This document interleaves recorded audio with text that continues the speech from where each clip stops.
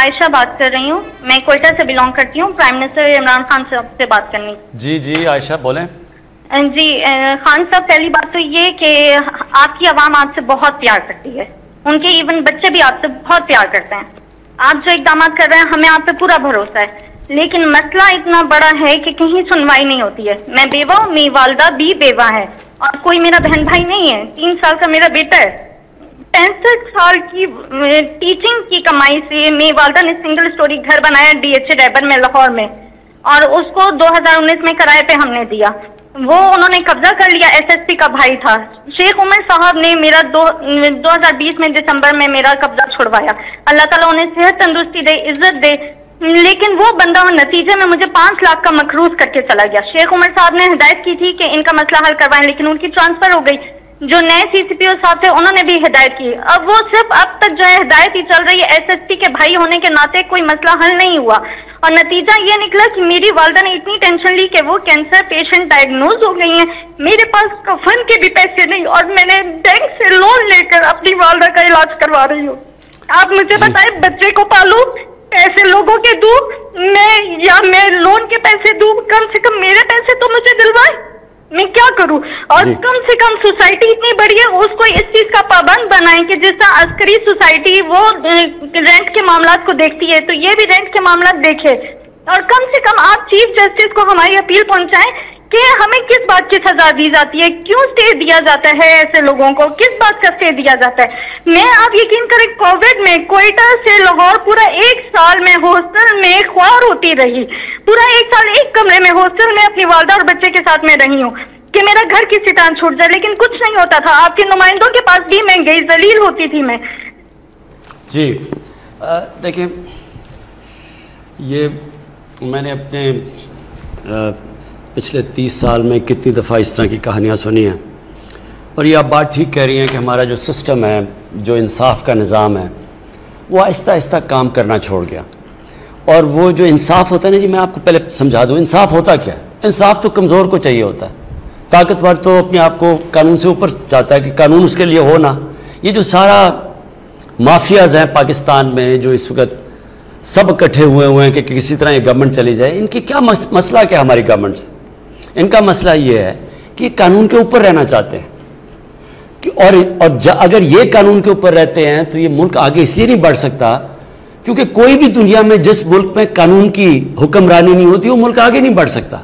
जितने भी मुल्क आगे बढ़े हुए हैं, क्योंकि जिसका भी वास्ता पड़ा है बाहर एडवांस्ड सिविलाइज्ड तरक्की याफ्ता मुल्कों को देखने का, तो उनमें एक चीज़ होती है, कानून की हुक्मरानी। कोई कानून के ऊपर नहीं।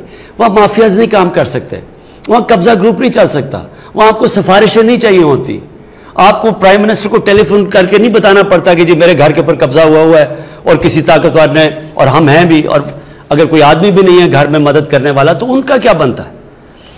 ये सारी जो जंग है, जो इसके लिए मैं पॉलिटिक्स में आया था, इंसाफ की तहरीक, इस मुल्क में कमज़ोर की हिफाजत करने के लिए, कमज़ोर को और ताकतवर को कानून के नीचे लाने के लिए ये स्ट्रगल है।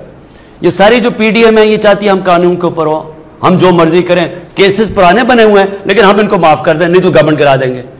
ये भी वो शुगर माफिया है, उन्होंने कहा जी FIA कौन होती है हमारे ऊपर करने के लिए। वो उन्होंने जब शुगर एसोसिएशन ने FIO को ख़त लिख दिया कि तुम अगर करोगे हम चीनी की कीमतों पर बढ़ा देंगे अगर हमारे ऊपर कार्रवाई करोगे। ये हर जगह लोग बैठे हुए हैं, ये जद्दोजहद है। देखिए, इंसाफ की तहरीक होती है, इंसाफ के लिए कौम को आज़ादी की जंग लड़नी पड़ती है इन माफिया से, और ये एक जहाद का नाम है। ये अल्लाह का हुक्म है कि मेरी ज़मीन पर इंसाफ कायम करो। मेरा आपसे ये वादा है कि मेरी पूरी कोशिश है, जब तक मैं इक़्तिदार में हूँ, जब तक मैं नहीं भी हूँ, मैं इसके लिए लड़ूंगा।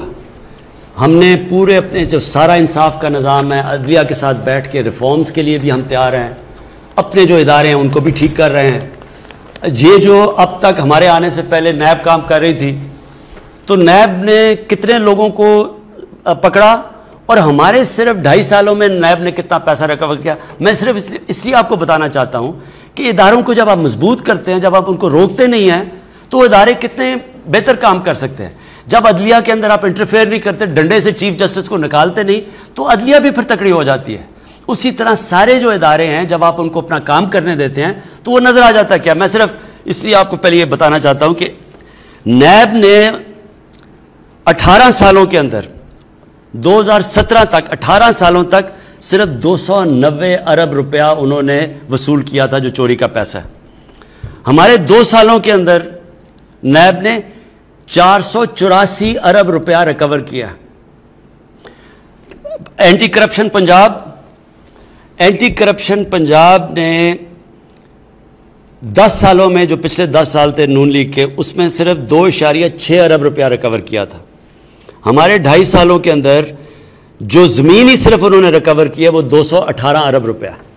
मैं सिर्फ आखिर में आपको ये कह रहा हूँ कि ये है जंग चल रही, ताकतवर को कानून के नीचे लाने के लिए। आपकी तो इंशाल्लाह हमने नोट कर लिया, हम पूरी आपकी करेंगे, लेकिन सिस्टम ऐसा होना चाहिए कि आपको कंप्लेन ना करनी पड़े, सबको कानून से डरना पड़े। और ये एक जहाद का नाम है, ये हम लड़ रहे हैं इंशाल्लाह। जिस तरह जा रहा है, जिस तरह मैंने आपको बताया कि ये ताकतवर लोगों से पैसे वसूल किए हैं, ये कभी पाकिस्तान में पहले नहीं हुआ। इतने ताकतवर लोग जब जेल में जाके फिर धमकियां देते कि इमरान खान तुम्हें भी हम देख लेंगे, ये पहले कभी इन्होंने जेलों के चक्कर नहीं लगाए। ये इस दौर में हो रहा है और पहली दफ़ा आप देख रहे हैं। और असल में ये चेंज है कि ताकतवर के ऊपर हम अड़े हुए हैं कि इनको हमने कानून के नीचे लेके आना है। किसी से ज़्यादती नहीं करनी, किसी के ऊपर गलत केसेस नहीं बनाने, लेकिन जो इन्होंने इस मुल्क से फ्रॉड किए हैं, चोरियां की हैं, डाके मारे हैं, जुर्म किया है, इनको इस जुर्म की सजाएं दिलवानी। ये हम कामयाब होते जाएंगे इंशाल्लाह। जैसे हम कामयाब होंगे ये खुद ही मुल्क बदलता जाएगा। ये जो छोटे छोटे नीचे कब्जा ग्रुप बैठे, ये खुद ही डर जाएंगे सारे, जब इन्हें पता चलेगा कि अब किसी कोई सिफारिश नहीं चलेगी। ये कब्जा ग्रुप इसलिए कामयाब हो जाते हैं कि उनको पुलिस की प्रोटेक्शन मिल जाती है, ताकतवर कोई एमएनए प्रोटेक्ट कर लेता है, इसलिए काम करते हैं। आपकी जो ये बात आपने कही कि रिसर्च करनी चाहिए, हमें देखना चाहिए कि पाकिस्तान में और कौन से हम वेजिटेबल्स उगा सकते हैं।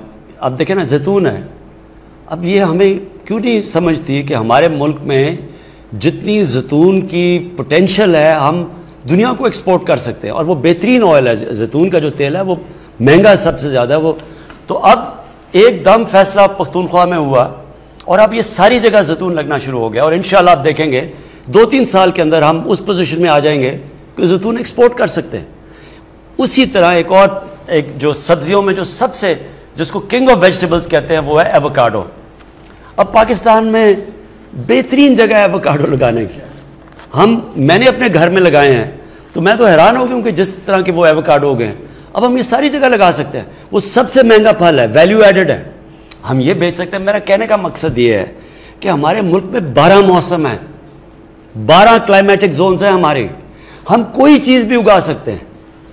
यानी दुनिया में जो चीज़ें, हमें कोई ज़रूरत ही नहीं कोई चीज़ इंपोर्ट करने की। मसला ये है हमने कभी इसके ऊपर तवज्जो नहीं दी। अब हम पूरी तरह इन चीज़ों के, मसलन शुगर बीट है, ये एक शुगर केन को कई जगह पे रिप्लेस कर सकती है, पानी भी कम लेती है, कम टाइम में तैयार हो जाती है। और हम जब गन्ना है वो ज़्यादा महंगा है, उसके पानी ज़्यादा इस्तेमाल होता है, ड्यूरेशन लंबा है, कभी किसी ने इसके ऊपर तवज्जो नहीं दी। इंशाअल्लाह हमारा पूरा काम हो रहा है कि अगर हमने अपने लोगों को, हमारी बढ़ती हुई आबादी है, इनको खिलाना है तो नई नई चीज़ें लानी पड़ेंगी, नई सोच आनी पड़ेगी। और फिर इसमें रिसर्च, जो आपने असल बात की कि हमारा अच्छा भला एक वक्त पे फैसलाबाद की जो एग्रीकल्चर यूनिवर्सिटी थी वो बड़ी मानी जाती थी, उसमें बड़ा ज़बरदस्त काम था। आहिस्ता आहिस्ता रिसर्च भी ख़त्म हो गई, सीड डेवलपमेंट पे, बीजों के ऊपर भी काम नहीं किया। हिंदुस्तान में वो साथ वाला पंजाब है, वहाँ वो ज़्यादा पैदावार है उनकी, हमारी कम है। हम हिंदुस्तान वाली पैदावार लें तो हम गंदम एक्सपोर्ट कर सकते हैं और भी चीज़ें। सो एनीवे, इसके ऊपर इंशाल्लाह हम काम कर रहे हैं।